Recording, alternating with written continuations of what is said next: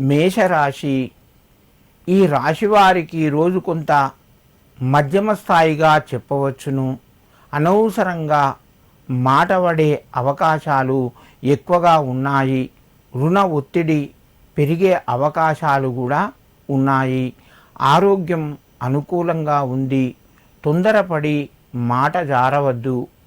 మిత్రులు బంధువులు ఎవరన్నా కోపగించినా కూడా కొంత శాంతం వహిస్తూ మీరు సమాధానం ఇవ్వండి.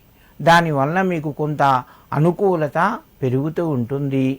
ఆదాయ మార్గాలు పెరిగేటందుకు కొన్ని అవకాశాలు మీ ముందుకు వస్తాయి.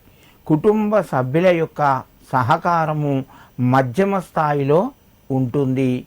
మేషరాశి వారు వ్యాపార రంగంలో ఈరోజు కొంత రానిచ్చినా కూడా దానికి తగిన విధంగా మీరు ఇబ్బంది పడడం లేదా బదనామవ్వడం కొన్ని సంఘటనలు జరిగే అవకాశాలు ఉన్నాయి.